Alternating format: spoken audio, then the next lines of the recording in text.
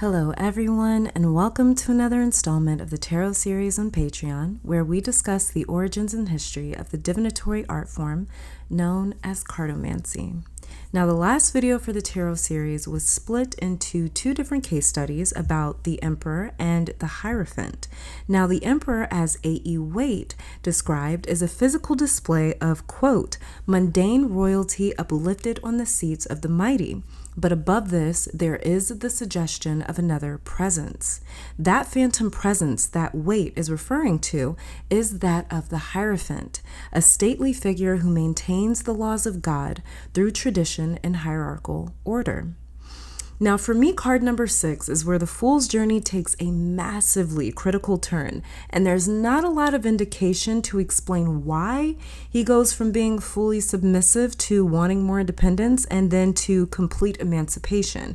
But I have a few theories as to what led the Fool astray from the governance of the Emperor and the Hierophant, which we will discuss in a moment. Let's explore the origin story, history, and evolvement of one of the more biblically inspired cards of the tarot, the Lover's card. Now, in this episode, we will be analyzing everything about the Lover's card in the Major Arcana. This is also a very crucial card in the Fool's journey, as this is the next to final card before he progresses into the second chapter of the Major Arcana. Now, there are 22 cards present, but 21 officially numbered cards in the Major Arcana. 21 cards split into 3 sections is another way that very many tarot readers view the story of the Fool. So with the first 7 cards, cards 1 through 7, or starting with the Magician and all the way through the Chariot, could sort of represent the Fool's first chapter or the early part of his journey, or another way to look at it would be like his early childhood to adolescent, sort of young adult years. The second chapter, cards 8 to 14, or Strength to the Temperance, acts as a marker for the adulthood to midlife phase for the Fool, and cards 15 through 21, or the Devil to the World cards, represent the final leg of the Fool's journey, or his midlife to senior phase of his life. So card number 6 stands as the next to last experience of the Fool's early journey, and we're going to be looking into what the Lover's card means for the Fool, for us living this human experience, and how the Lover's card still applies in today's times, metaphorically as well as esoterically. Now, as always, I will never tell you the meaning of any of the cards. These episodes serve as more so discussions to encourage you to develop your own narratives around the stories told in the arcanas. Since each card has been meticulously developed to fit the human design, no card is foreign to you. Each card reflects an emotion, feeling, thought, or experience that we have personally encountered. Now, as I explained in the previous installment, taking the 5 of Pentacles, for example, which talks about poverty, deficiency, and lack. Maybe you've never been impoverished or without a home or without shelter, but you may be able to relate to the feelings that the 5 of Pentacles talks about. That feeling of fear, need, survival, discomfort, hopelessness, desperation, frustration. These emotions connects us to a universal language and understanding where we don't have to relate to others through shared experiences that we may have never had and maybe never will experience, but we can connect through empathy. Now, the cards are meant to be sacred and intimate, so we can develop our own individual account and perception. And this is how we begin to translate the infinite knowledge available to us, known as universal consciousness. So please do not feel pressured to know the meaning of every card and their planetary rulers or their definitions. After all my years of studying cartomancy, there is still certain cards that I don't gel as easily with, and others that seem to have a lot to say with a lot of meaning, which is a lot like life itself when you think about it. Sometimes life is clear, distinct, direct, transparent, and other times it seems to be vague, confusing, or filled with blind spots until we gain understanding and acceptance. Now, the cards act in the same way as keys to open doors to further understanding, which is why this series is meant to help you personalize the cards along with their predetermined qualities and archetypes. And as always, if the cards mean something completely different to you than what they are typically described as, then trust your own inner voice and never allow anyone, whether it be Google or myself or another tarot expert or anyone else. Never allow anyone to speak for your intuition. Your intuition is God's own voice, and no one else should ever interfere with that conversation.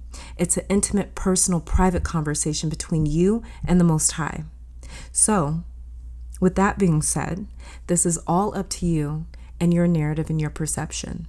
So grab a pen and paper, some food and drinks, and let's get acquainted with one of the most conflicted cards in the tarot, the Lovers. So in this episode, we're going to be discussing the general meaning of the card imagery and appearance, the colors that are present in the card, the planetary rulers, the beings that are present, the esoteric symbolism, the number of the card, which is 6, the card that comes before, which is the Hierophant, as well as after, being the Chariot. We'll also be discussing the general or popular meanings that are attached to the Lover's card, as well as we'll be discussing reversals and the lessons that the Lover's card wants to teach us. So for a brief refresher of the previous episodes where we talked about the Emperor and the Hierophant, the Emperor is card number 4. The ruling planet of the Emperor, or the planet associated to the Emperor, is the planet Mars, who is also the ruler of Aries. And the general meanings behind the Emperor card speaks to security, structure, stability, hard work, discipline, control, determination, dominance, authority. This is all about law and order, power, leadership, a father archetype or a father sort of role or figure, as well as boundaries. Now, the Hierophant, on the other hand, is card number 5. It is ruled by Taurus. It is also ruled by the planet or associated with the planet Venus, being that she rules Taurus. The elemental correspondent of the Hierophant is Earth, and the general meaning behind the Hierophant speaks to things like tradition, marriage, religion, the Pope. It also speaks to counsel, advice, guidance, an intermediary, some sort of middleman between the average person and God itself. It also speaks to spiritual guidance, spiritual knowledge, definitely religion, organizations, associations, institutions, high-ranking order, as well as education and even family values. Now, while I will admit that the Fool's journey has always been exciting, very early on, it takes a bit of an unexpected turn when he runs into the father figure, known as the Emperor, in card number 4. Now, the Fool's experience with the Emperor was more of a refinement process. The Emperor taught the Fool how to filtrate his priorities, hone his skills, and calculate the risks involved in any sort of action or decision. This methodical approach to life inspired and motivated the Fool, as the Emperor provided clarity to what the Fool needed to do in order to create desired outcomes.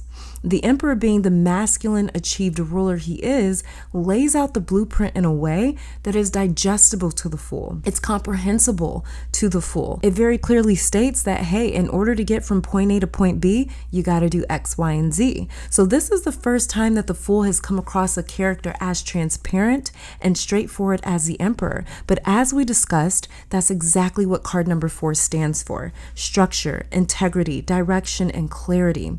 The price for this level of counsel and intelligence, though, is quite high, and that price is the relinquishment of absolute freedom and autonomy, as the Emperor is much like a shepherd herding lost sheep, and the Fool at this early point in his journey is in so much need of counsel, superintendence, and even recommendations. The Emperor, who serves as like a father figure, pretty much lays out the guidelines to follow for success and, most importantly, security.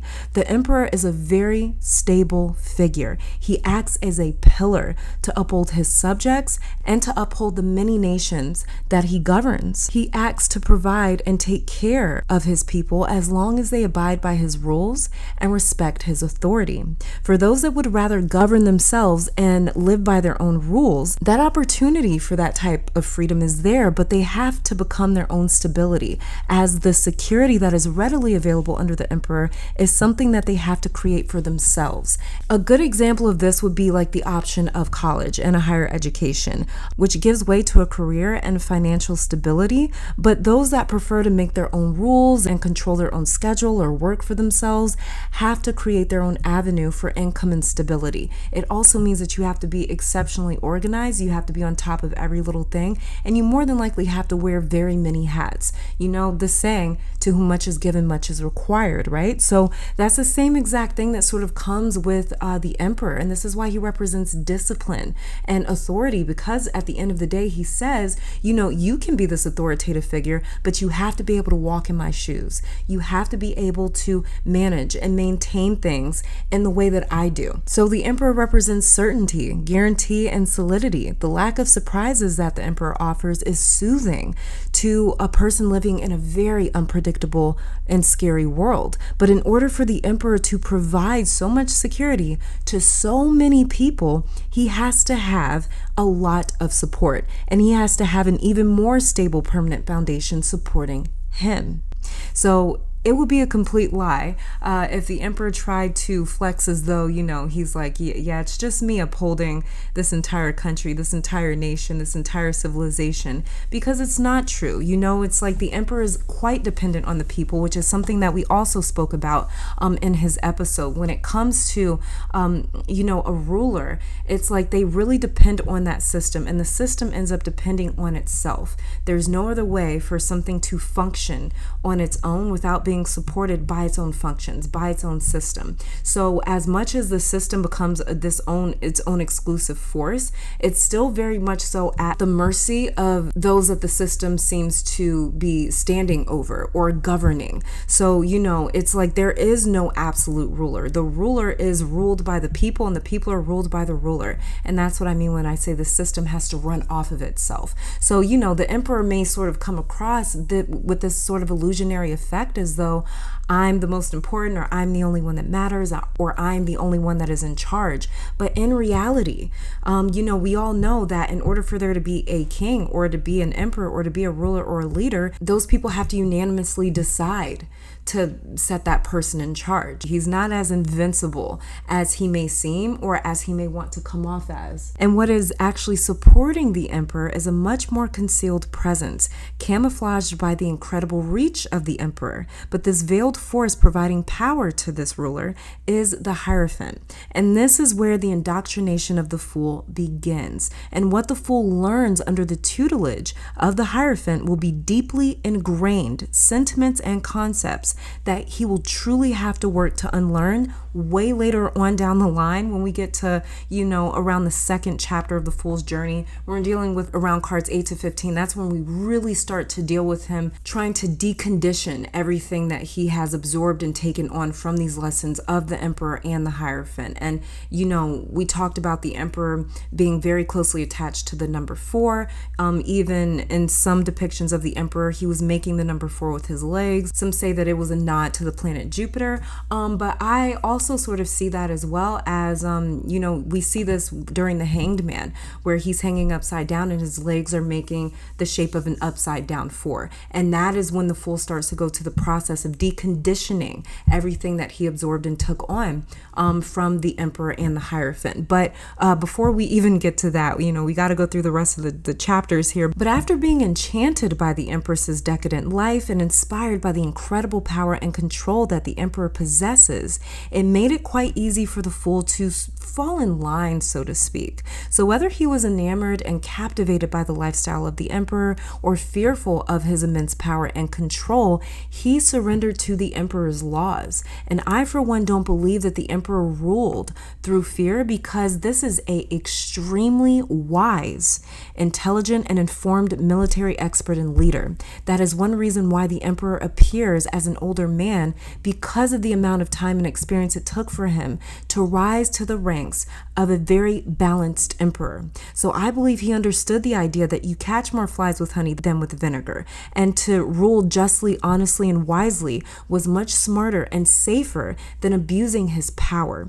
So for me, the Emperor stood in as almost like an advertisement, in a sense, an example of the type of secure and fruitful life his subjects could have if they participated and appeased his laws. So I believe the fool was much more willing to conform to the laws and rules that the emperor set because of how attracted he was to the emperor's power, security, and lifestyle. The same way that much of the world loves to gawk at the rich and famous because of the incomparable and remarkable life that they seem to live. And this may be why the two people in the Hierophant aren't necessarily fighting, condemning, or challenging the Hierophant's teachings and instructions. They're almost deferential, submissive, and tamed because the emperor has something that they want. And if the emperor and the empress cannot tempt people into submission, then the Hierophant's ability to speak to and for a higher power is sort of like their last-ditch effort to assume control over the people.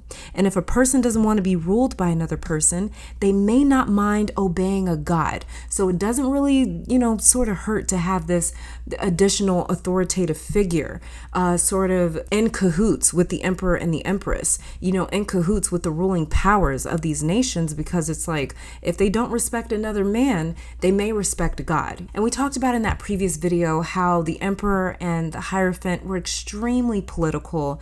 They were very, very calculated. A lot of what they did, they worked through like a lot of propaganda.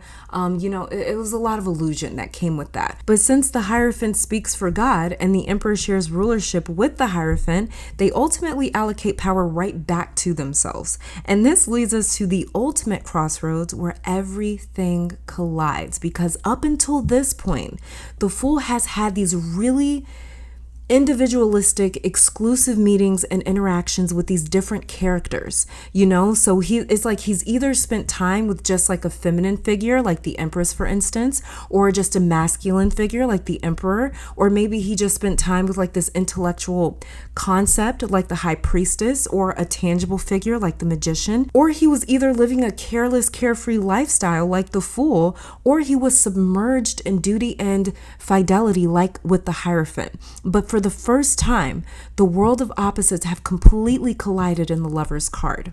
He's no longer just experiencing these opposites and these contrasts exclusively or separately, but now they are interacting with each other, and he is standing at the crux of this crossroads. He's standing at the intersection of these extreme dualities. And this is where things for me, when it comes to the Fool, get very, very interesting. So before we get to the lover's story, their origin story, I'm going to give you a moment to personally connect to the card.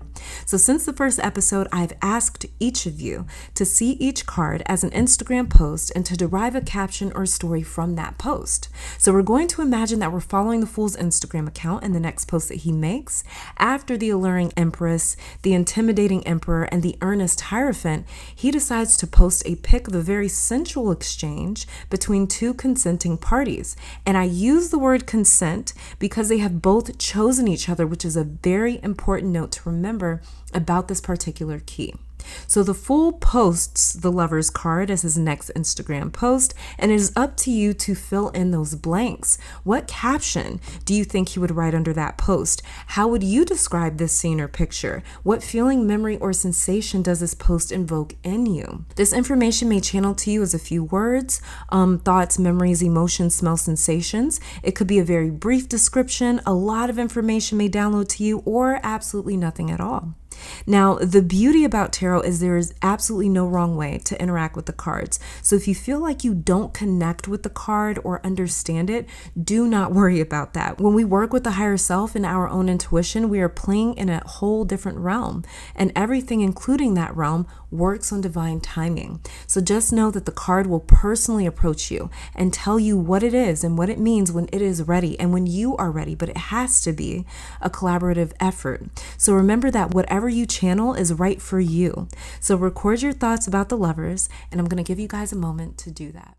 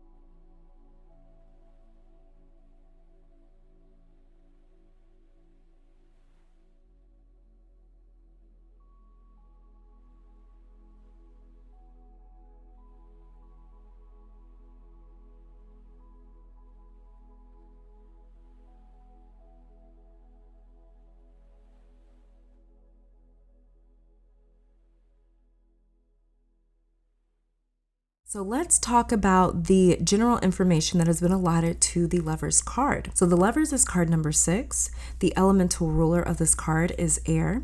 The planet or sign that this card is attached to is Gemini, and it is associated with Mercury because Mercury rules Gemini. The Hebrew letter associated with the Lover's is Zayin. The general meanings behind the Lover's when it is pulled upright would be choice, love, relationships, partnership, union, intimacy, masculine energy, feminine energy, harmony, destiny, balance, romance, divine partnership, soulmates, and even twin flames. Now let's get into the origin story behind the Lovers. So the Visconti family is usually at the root of many of our conversations because they are sort of like the first family of tarot. And the cards that they use were much different than the ones that have been popularized in today's time, given the world's history, and the Lover's card is no different. But mid-15th century Visconti decks usually were commissioned to depict monumental life-changing moments for the Visconti family. And Bianca Maria Visconti, who was the daughter of the Duke of Milan, and her marriage to the future Duke, Francesco Sforza, was definitely a moment that the family wanted to commemorate. And they did that with this version of the Lover's card here. A lot of interesting things happening in this card. I mean, it's a lot of interesting things happening in even the more modernized depictions of the Lover's card, but even the blindfolded cherub here, who looks a lot like Cupid, sanctifying their union with genuine, honest love that goes beyond the physical, and the white dog present at the wedding representing fidelity, loyalty, and long-standing commitment, sort of that concept of till death do us part. Both of these elements eventually over time kind of either changed and evolved or were completely eliminated from the card. And it's really interesting to me that a cherub, which is representative of, the innocence of God's love, the purity of God's love, and the white dog, who is, again, representing loyalty, especially because dogs are known to be fiercely devoted to their pack and to their families. It's really interesting to me that these specific beings are present, as most high-ranking marriages of that time were arranged years prior and typically were not filled with passion, romance, and attraction. It was usually a political move to secure power and influence. Very many times, women were married against their wishes, against their wills, to these men for their father or their brothers or the men in their family's political gain. And they really weren't involved in the conversation as to who they wanted to marry and spend the rest of their life with and bear children for. And I believe that this is why around 2 centuries later in the Tarot de Marseille deck, the card takes a very interesting turn from political maneuvering to exploring the concept of love, commitment, and fidelity. And in the Tarot de Marseille deck, we see the Lover's card insert an additional character, which is another woman. Between the years of the Visconti to the Marseille deck, which is around 150 to 200 years or so, the Lover's card only shifted the target of Cupid. And in more than a few occasions, Cupid would aim his bow directly at the male in the card. Now, this is left open to interpretation, but it's safe to assume, to me personally anyways, this may have been alluding to the male's struggle with commitment and staying committed. And so by the time we get to the Marseille deck around the 17th century, the addition of this second woman and both of these women appearing to entice the man raises a lot more questions because it is uncertain who the second woman is. We're not sure if it's his mother because she does look a little older. It could be his sister, it could be an ex of his, it could be a third party interference, or it could be like their chaperone or something. We really don't know. Times were a lot different back then. But his body, either way, it appears to lean towards one woman while his gaze remains fixed on the other. And through his posture, we are able to see and almost take on his deafening conflict over which choice is right for him. So while the details were never cleared up about who this mysterious second woman is, it almost doesn't much matter because the theme of this card lies in the contradictions. So either way the male chooses, he appears conflicted by the pressure to make a final solid choice, which is one or the other. And that therein lies the entire point and meaning of the Lover's card. And again, Cupid hovering over the male, aiming directly at his head, ready to shoot shoot the moment that the man makes a decision, but until the decision is final, everything else is on hold. Cupid is going to hold that arrow. He's not going to release it. And it seems as well as though everything else has halted, like time has halted, like the world has stopped spinning. And I believe that back in the day when Cupid was present in this card, it's since moved from that to a more so like an archangel sort of figure. But back when Cupid was present in this card, I believe that it could have been alluding to showing time stopping. And almost saying as though, when we struggle with making a decision, with choosing one or the other, right or left, it's almost as though our life stops. It's almost as though our life becomes stagnant. And this is very common sense sort of concept. If you can't choose to go either right or left, you're not moving, you're not progressing, right? Now, the crux of this card is the decision itself. And this is not the only time throughout history that we've seen so many contrary ideas surrounding love, the heart, and commitment. Just to name a few famous stories about sort of star-crossed lovers that ended very tragically. Their stories ended very tragically. We have, Orpheus and Eurydice. We have Gatsby and Daisy, Achilles and Patroclus, Hercules and Aphrodite. There's also stories where the couple is completely enamored and committed to each other, but they have to choose between their duty or their love, or their love and their family, their love and their country. And this is another major thing that the Lovers card can speak to. And some other famous stories throughout history that show that conflict. We have Mark Antony and Cleopatra. We have Romeo and Juliet, Adam and Eve, Isis and Osiris. We've got a lot of different stories, a lot of different examples that we can actually look at and really kind of dive into the mindset behind this really difficult process, this really difficult choice. And it's like that fear of that eternal consequence. The fear of regret is so staggering for those enraptured in the choice and for those that have not chosen yet. And the Tarot de Marseille Lovers card sets the stage for heartbreak, betrayal, and disloyalty, which is the exact antithesis of the Lovers card. Or is it? And this brings me to my next point of the Lovers, which is polarity. Now, the law of polarity states that everything is dual. Everything has poles. Everything has its pair of opposites. Like and unlike are the same. Opposites are identical in nature but different in degree. Extremes meet. Now, the same way that I always talk about opposing zodiac signs being connected, attached, and even similar in a lot of ways, the same way that hot and cold are completely different temperatures, but even the most extreme temperatures are still a part of the same continuum, just like male and female are biologically different, but a part of the same species. Even the emotion of love and hate, or love and apathy, are a part of the same emotional spectrum. Creation and life could not be without destruction and death. This is because, again, the Fool is being reintroduced to his own energy, but at a different phase in life. He's being reintroduced to cycles. In the first episode of the Fool's journey, we talked about how he is ruled by the number 0, and everything about the Fool is all-consuming.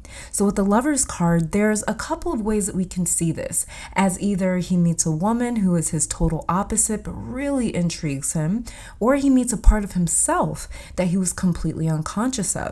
And that's the thing with relationships. Every relationship that we have or have had acts as a mirror, a way to reflect our own energy back to ourselves. Now, this doesn't mean that others are reflecting our character, because on the contrary, they're reflecting back a part of us that we may have never seen or met before. Our relationships can pick any part of our energy from that spectrum and reflect it back to us. For example, take someone that is super humble but has a best friend that is very egotistic, sometimes to a fault. Now, while the humble person's character doesn't necessarily align with being egotistic, that humble person has the makings and the access to that personality type. They just choose not to express it, which is why they may be drawn to that egotistical friend of theirs.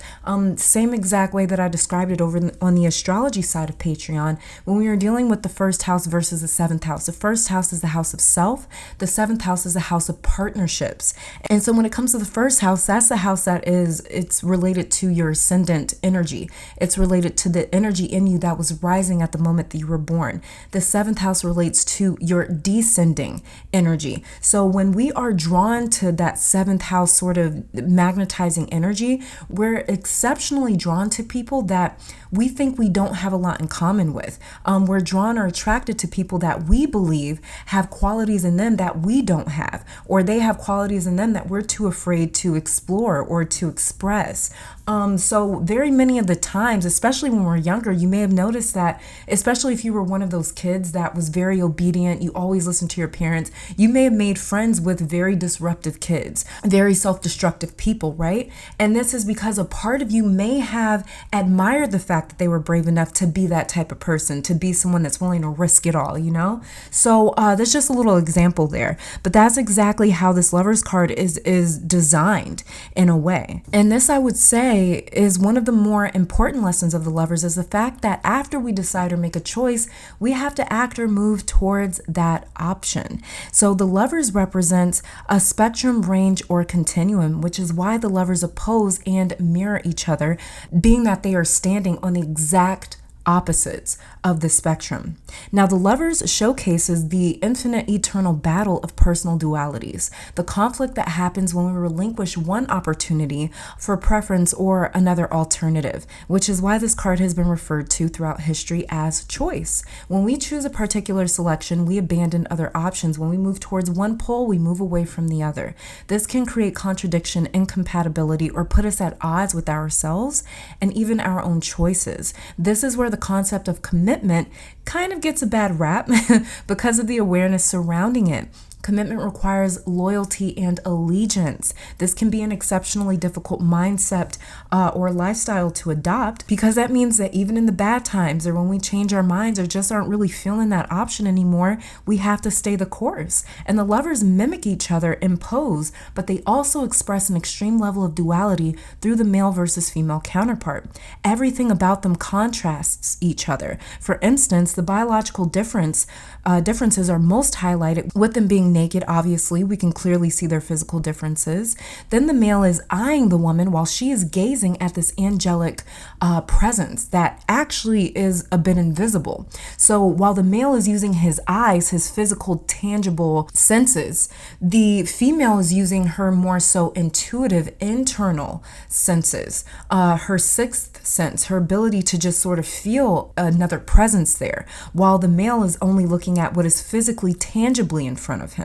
So we're seeing these really big contradictions, and you know they're doing this because they have become each other's mirror. They arrive at an intersection, open, available, and ready. They are drawn to their eerie similarities as well as their striking differences.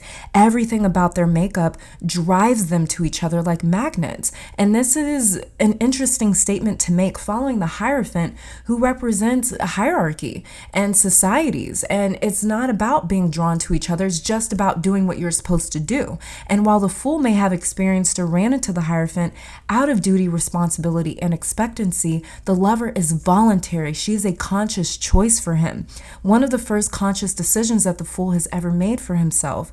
And the Lover takes on more than one meaning for the Fool.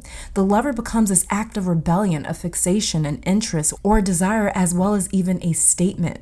It's the Fool's first conscious taste of total independence. The Fool, after the Lover's card, begins to act in ways that he's never exuded before.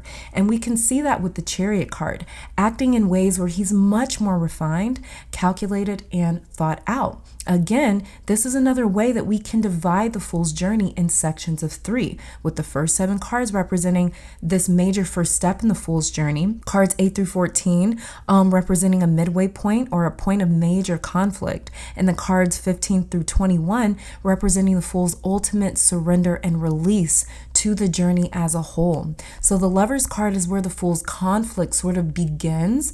It starts to get revved up, but the Chariot is a final stance for the Fool. And at the point of the Strength card is when I see the Fool truly start to evolve in a way where he's no longer the Fool, but a completely different character, because now he is actively exploring his dualities, traveling back and forth between either pole, depending on what the current situation calls for. And we see this expressed again in the Strength card, which comes after the Chariot and is displaying the Fool's wish to better control or tame his dual natures instead of having them at odds with each other, overpowering the other, or only using one when it comes to a particular situation or the other. He's getting to experience the difference between duty, assignment, or fate, and choice, possibility, or destiny. He is learning how to flex his muscles of potential. There's different feelings for both options, because with the Hierophant or duty, he gains pride, but with the Lover or choice, he gains pleasure. So Eliphas Levi said that this card from his perspective was about choice between virtue and vice. Do I choose what is good for me or what is going to satisfy me? And this is the classic case of knowing what we should do or need to do, but we may lack the desire or want to actually do it. Like we may know that, oh yeah, fast food, fried food is really bad for us, but we may feel like eating, I don't know, fried chicken that day. So it's the want that actually helps fuel our actions towards doing what we need to do or sacrificing our wants for the greater good. Now, the Lover's card explores the incredible power behind want, desire, lust, temptation, and how even when our virtue or health and security is on the line, we can still feel drawn to what is not good for us because of want. And because of this angel hovering over both the male and the female, this means that our wants, desires, lusts, and temptations are not evil. They're not bad. It is just a part of our makeup. We talked about with the Magician how the Fool began to need. And that emotion of I need to eat, so I'm going to find food, or I need somewhere to sleep, so I'm going to make shelter. The Fool gets introduced to need with the Magician. And that is what has carried the Fool up until he has collided with the Lover. Now there's a new emotional priority to consider, which is want. The Lovers also represents the battle between need and want. So there's a cycle present in the Lover's card as the male watches the female and the female stays focused on the angel while the angel hovers over both, influencing both but in different ways. And for me, this speaks to the idea that God engineered desire and want the same way that it influences need. So this magnetizing pull that creates physical and spiritual desire or need versus want. The man wanting the woman because of her physical beauty is not really different from her being drawn to a more spiritual force because she feels that she needs or can sense that connection. Both actions are about desire but expressed in different ways. The same exact way that hot and cold is a part of the same continuum, just expressed at different degrees. So the choices presented in this card speak to heavy consequences that will be felt and experienced long after the effects of that choice have worn off. Think of how personal choices have created domino effects in our lives. The choices with the Lovers and the actions with the Chariot card are just as alive as us and reverberate throughout all of time.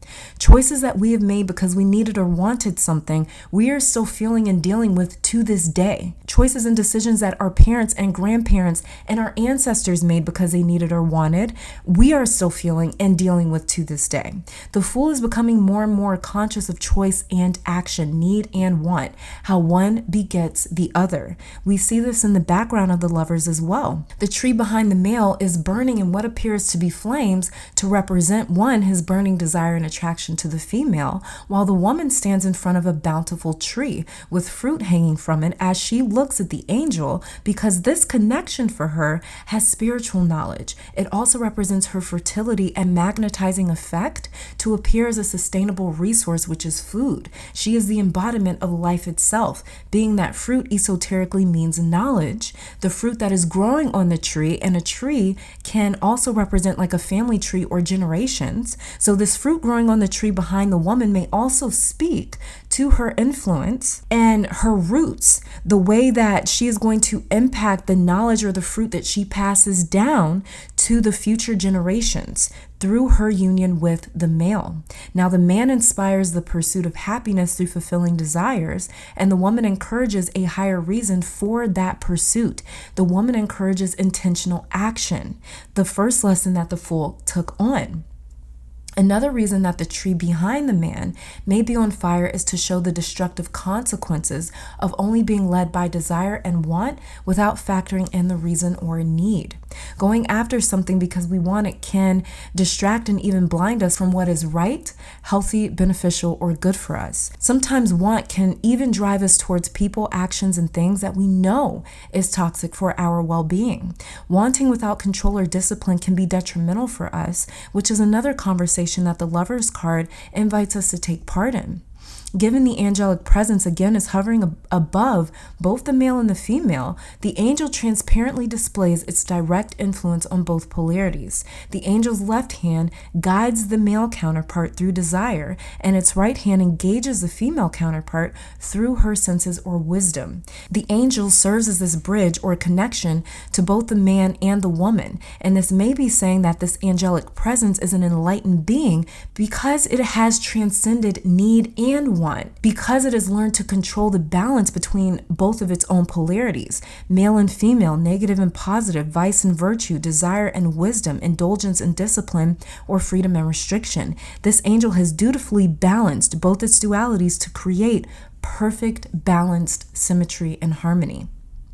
Now let's talk about this angel a little bit more for a second and how it has evolved from this cherub Cupid sort of character to the Archangel Raphael. The cherub, which are childlike ethereal or angelic beings, were used a lot in the art created during the time of the Renaissance. And specifically, Cupid came from classical mythology in the Latin language. And in Latin, Cupid meant passionate desires. So Cupid was known from the ancient times as a god of eroticism, love, passion, attraction, desire, and affection. He represented the intensity of love, as he was the result of Venus, who is the goddess of love, beauty, and pleasure, and Mars, who is the god of war, pursuit, and determination. So Cupid's presence in art and love stories from antiquity was another way of saying that two people passionately loved each other, or they were drawn towards each other because of the incredible effects of Cupid's power.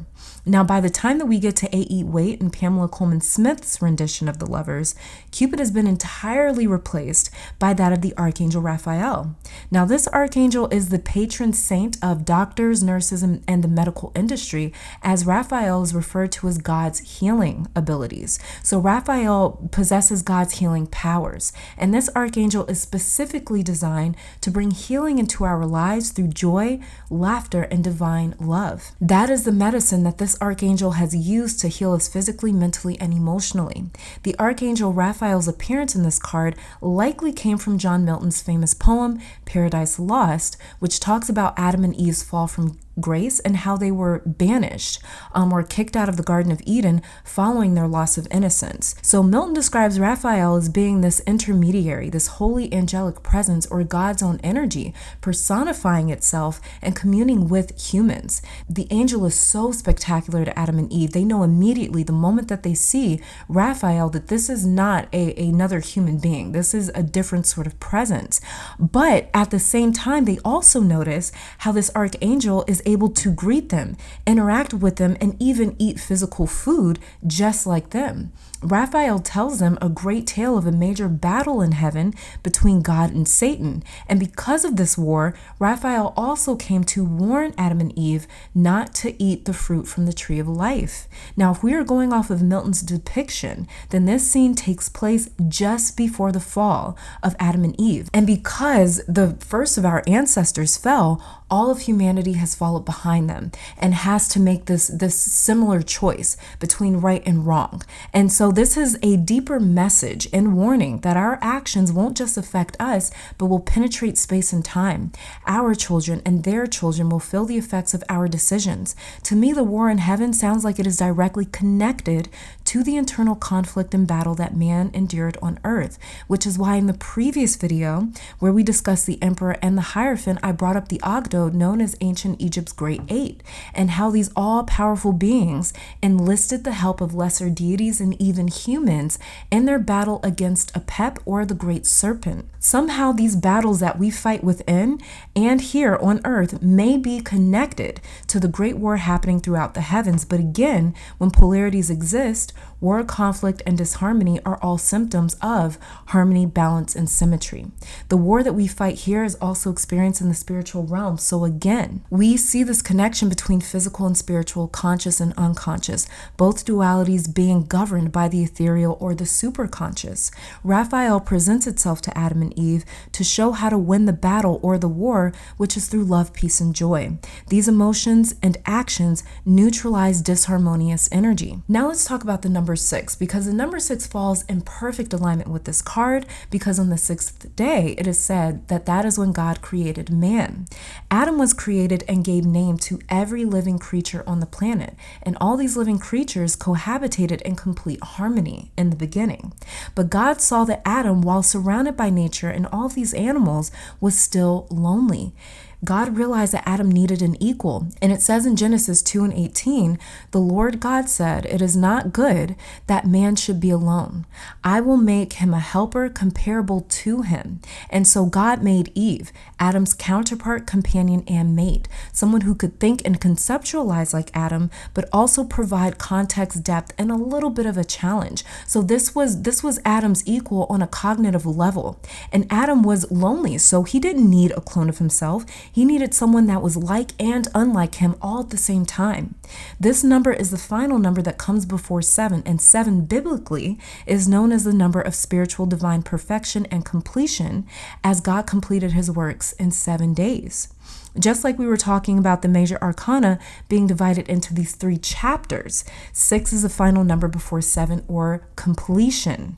The Lovers comes before the Fool's completion of that particular chapter. So in biblical terms and Christian concepts, the number 6 indicates imperfection. And I believe 6 can represent imperfection because of the presence of that polar opposite, or the presence of that choice to go in a completely opposite direction of harmony towards disharmony, or to go in that opposite direction of order and obedience towards disorder and disobedience. So the 6 in numerology, however, represents harmony because of the presence of a polar opposite, which is very interesting. The number 6 is ruled by the planet Venus, which has an earthly element to it. The Lovers is ruled by Gemini, which has air qualities. So this is the union of the ground and the sky, or the tangible and the intangible. 6 also represents domestic harmony, or the union of opposites, which creates the opportunity for balance and harmony. Now, mathematically, 6 is a perfect number because 6 is neither a prime or a square number. Again, this number creates a mirrored effect with how mathematically even it is, much like the Lovers here. And this leads to the ruling zodiac energy over this card, which is Gemini. And Gemini is traditionally represented with the sign of the twins. Now, the twins throughout time have come to be known as many things, but most of the times you hear about their dual natures, how different one is from the other, although they are connected. Now, the twins may favor each other, but they oppose each other in intellect, mind, and thought.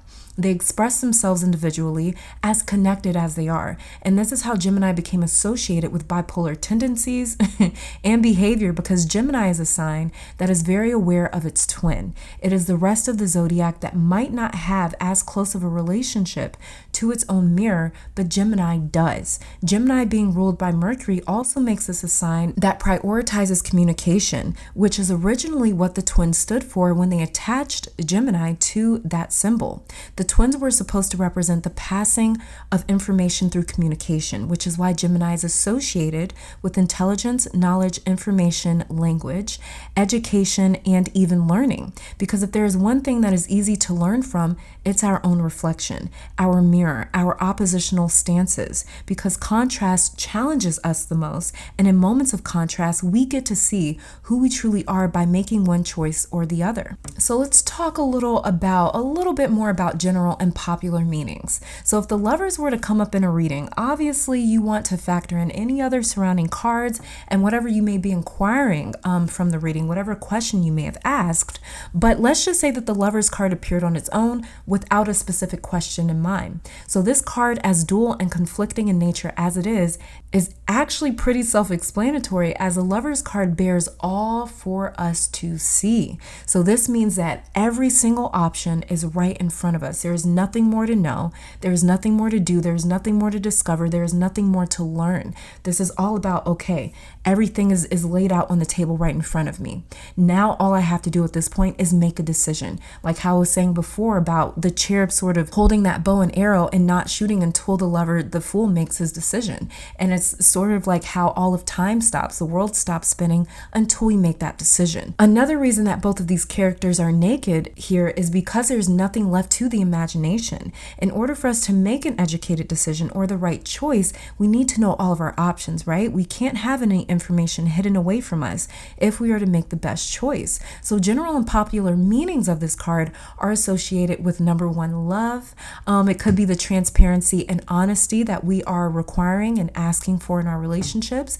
It could be alluding to the availability and open communication that are elements most of us ask for in our relationships because we are so connected. You know, it's like whatever it is that you do to me, I'm going to feel, or whatever action it is that you make, I'm going to feel because I am connected to you. So it's also representing this connection that indirectly affects us based on this other person's actions and how this other person has complete free will and autonomy to choose what they want to do. And depending on what they choose, it's also going to affect us. It could hurt us or it could make us happy, right? So the Lovers are naked as well to show their willingness to be completely vulnerable towards each other. That level of accessibility is frightening when we feel as though the other party is holding back because it's like, okay, what haven't I seen yet? What are you leaving out of view here? So truth, honesty, and loyalty are other general or popular meanings attached with the Lovers card. As we spoke of earlier about the number 6, how it is ruled by earth and air, another general meaning behind this card can be the conflict between the head and the heart, or the communication style between logic and emotion. Seeing this card in a reading can be alluding to a choice or crossroads that you have approached in life and are feeling inclined to make a particular decision. This card can indicate the reluctancy in leaving behind one or the other option in favor of the other. This can speak to a crucial or important relationship in your life that you may feel is exceptionally challenging or very intense, erotic, and passionate. And that's the thing with this card, as we've spoken about this entire episode. This card is infinite in its representations, and it is infinite in its consequences, symptoms, and outcomes. It can express any one emotion, result, thought, or feeling from any part of the spectrum. So this card, when it comes up, can be talking about just you or just one person analyzing two separate paths. They appear to be separate, but ultimately are leading you towards the same destination. Now, this card can also allude to a soulmate or a twin flame, or some sort of divine counterpart and union. I've also attributed this card to destiny because it is all about choice. Fate is predetermined, whereas destiny unfolds alongside us and our decisions, much like a domino effect, both producing two totally different effects. So I also see this card as generationally impactful because of its theme around choice, how one choice or selection of actions impacts those that come after us, whether related to us genetically or not. The next generation of people will always deal with the world that is left behind by the previous generation. So this card for me has always carried the message as well of, what are we leaving behind? When I make this decision, I am creating a cause.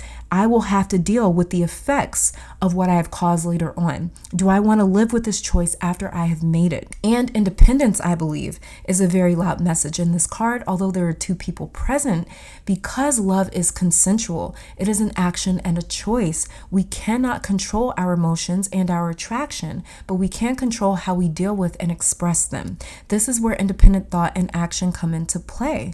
The Fool has a decision to make in this card, and the decision lies lies with him alone, just as his partner has a decision to make, and it lies with her alone. They don't have to choose each other or mirror each other. They may have been drawn towards each other, but how they deal with that attraction is solely up to them as individuals. So this also speaks, of course, to masculine versus feminine energy, how masculine positive energy expels and how feminine negative energy absorbs, creating a cycle or flow of energy, creating a system of energy as well, or a network of it. Now, seeing this card in a reading can also indicate that a divine counterpart is on the way, of course. So this won't be a fling or some disposable character that you just forget about in a couple months. This will be a perspective and life-changing union that challenges everything that you know about yourself.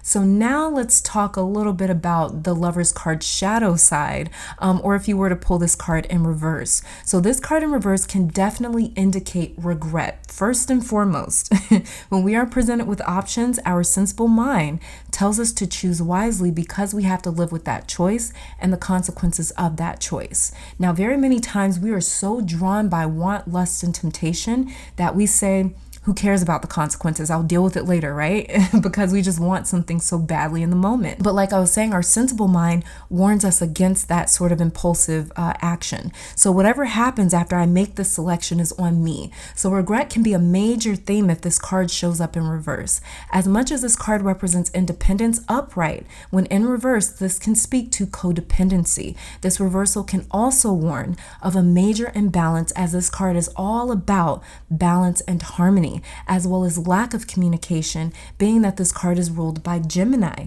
So you could be experiencing misinformation and bad communication in a particular relationship of yours, as well as you could be experiencing major internal imbalances that is a result of conflict between the heart and the brain, or what you should do versus what you want to do. And this is a major struggle. This is not something that is to be taken lightly. This is not something that is easily overcome with little effort, because it takes time, experience, and major restraint to learn this level of discipline. It doesn't come so freely without experiencing what lack of control does and the consequences that we suffer behind lack of control. So lack of control creates the atmosphere for damage. It is easy to self-sabotage with lack of restraint. So this card in reverse could be speaking to demise brought on by one's own choices and actions. This card in reverse could also be speaking to a need or want to set things right, to make a wrong right, or to try and fix or heal the broken decisions that we may have made in the past. Because of that, Tarot de Marseille pattern, the Lovers in reverse, could also be speaking to some sort of a third-party interference, someone not able to commit, someone that is emotionally unavailable, or someone that is stringing along two or more parties at one time, someone that is involved with two or more parties at the same time. This can also be speaking to someone who fears responsibility and therefore is not mature enough to participate in a divine union overseen by the Archangel Raphael. Raphael only blesses the unions where both parties consent, agree, or choose one another. He does not control the actions of them, but the universe responds to free will, our right to choose what we do within our own life, the same way that the law of attraction works. For example, when we say something like, I'm trying to attract more money into my life, even though we may be dealing with the lack of money at the same time, we are literally choosing to focus our energy on the opposite of what we are currently experiencing or the circumstances that we are currently dealing with. We're choosing to focus on the abundance that hasn't necessarily arrived just yet. And this is how you can also use the law of polarity to attract when it comes to manifesting things into our life or banishing things from our life. So maybe you want to banish lack from your life, something along those lines. So then you want to focus on attracting in abundance. And so this is why God really sanctifies unions when two consenting parties choose each other. When two participants come together and say, I choose you, it becomes a sacred union, a very sacred divine union. So in reverse, this could be alluding to someone that cannot see their soulmate or divine partner that is right in front of them. They're too afraid to acknowledge that or to accept that truth. And it may take time for them to accept that, as well as there is a possibility that they never accept it because it is within their right to choose not to accept that. It is within their right to exercise their free will and say, yes, I can see that this is a divine counterpart in front of me, or this is somebody that is my equal, but I am choosing not to participate in that union because of whatever reason, because I'm afraid to, I don't want to, I still want to run around, do my own thing, I still want to be independent, I still want to be free, or I just simply don't want it. It is within that individual's right. So they may never accept it, and they may miss out on that opportunity to spiritually, emotionally, and physically connect with another person in that way. So in reverse, this can also speak to the act of someone chasing someone that is running away from them. And we often experience that a lot, I've heard anyways, in like twin flame sort of unions. Now, I've never experienced a twin flame relationship or anything like that. I do believe that I've experienced like a soulmate relationship and definitely karmic relationships, but not twin flame, so to speak. But I have heard from very many people that have experienced twin flame unions that there's a lot of chasing and running. You know, there's usually one person that's chasing the person that's running. And that's just what I've heard, which leads me to the lesson behind the Lover's card. What is the Lover's card trying to teach us? Because every single card throughout the tarot, throughout the major and the minor arcana, comes with a very, very impactful lesson. And so I believe that the Lover's card is speaking to the balance of need versus want, the wisdom that comes from being able to know when to act because we feel need and when to pursue because we feel want. This lesson is critical in the journey of the Fool because this is when he begins to understand and realize his impact on his own life. He begins to see that he is having these direct influences over the outcomes that he experiences. The Lovers challenges us to take responsibility for our actions, not in the way that the Fool learned with the Magician, where when he feels need, like I'm hungry, he produces food, but when he accepts responsibility for the choices that he makes because he is in need, or because he feels want. There is no excuse for what we do, as we are the ones who dictate our choices and the decisions that we make. The lesson is in learning how to balance what we need with what we want. It's about moderation, discipline, and control, as much as it is also about indulgence, pleasure, and satisfaction. We can have both, but only with constraint. Will experiencing both of these polarities keep us from self-destructing? Wisdom starts to form because of the Lover's card, and this is why this card is such a crucial step for the Fool and the cards and the journey to come for him, because without the lesson of the Lovers, the Fool's journey would be inhibited. He wouldn't be able to complete this journey to the best of his abilities because he has not learned how to temper his wants, or his wants end up overpowering his logical mind, which is what we see a little bit with the male in this card. His animal brain wants what it wants because it does, while the female represents restraint from indulging just because. But she is also sensing another presence at the crux of this union. But neither is better than the other because want drives us. It makes us feel alive, and the restraint that the woman is displaying is needed so we don't counteract what we have worked for by throwing it all away for temporary satisfaction. The woman really inspects this union before engaging, just as the male does not engage unless he feels drawn to or attracted. They are both fueled by the same power, just expressing it differently, and that is the lesson that the Lovers presents to us. So I believe that the Lovers is here to teach us to not disengage the differences, to not disengage our oppositions, to actually interact with our own dual natures and polarities, to find a comfortable space where we are feeding both of those polarities so we don't lean too far in either direction, because imbalance is what is unhealthy for a multidimensional being. We are multidimensional beings. We're not just spirit, we're not just flesh and bone, but we are spirit and flesh. So that means that we were created by dualities.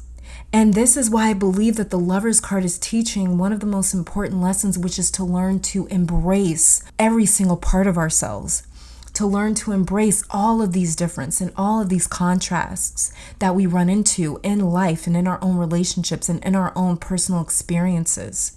I find them to be very, very important, because when we start to reject one part of ourselves, which is a little bit what starts to happen when we get around to the Strength card, where he's trying to tame a part of himself, we begin to create a shadow. We begin to sort of push one part of ourselves to the unconscious realm. And that is where we really begin to lose connection to an entire part of us, which is very needed for us to have a balanced experience, which is why I, for one, in my spiritual journey, I've never felt the need to be so wrapped up into the spiritual journey that I forget to be human, or to be so wrapped up into my human journey that I forget that I am also spiritual, because the spiritual realm is what gives way to matter. And we also see the same thing with the chakras. It all starts with the root and it leads up to the crown.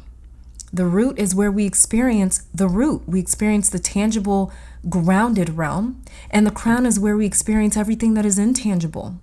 And we do not get to the spiritual without first going through the physical. We do not get to the intangible without first going through the tangible, because we are tangible beings. But again, we're multidimensional. So I find it very, very important that we learn to live with all of our dualities, with all of our oppositions, with our extreme polarities. And I believe that that is the only way that we can truly find joy and peace in this life. But with the Fool seeing that there's two options here, either left or right, for him, it makes all the sense in the world to choose. And we get to see the circumstances that he conjures up with that action when it comes to the next card, the Chariot card. And this marks the end of this episode, the Lovers episode. And of course, your definition and your answer of what the Lovers card means to you is going to be the most important. But thank you guys so very much for tuning in. And don't forget to leave your own interpretations of this card down in the comment section below. Any questions or comments that you guys have, just leave it down below. And I will see you guys on the next episode where we discuss the warrior of all warriors, the Chariot. So stay safe, healthy, blessed, and keep conquering the world. Bye, you guys.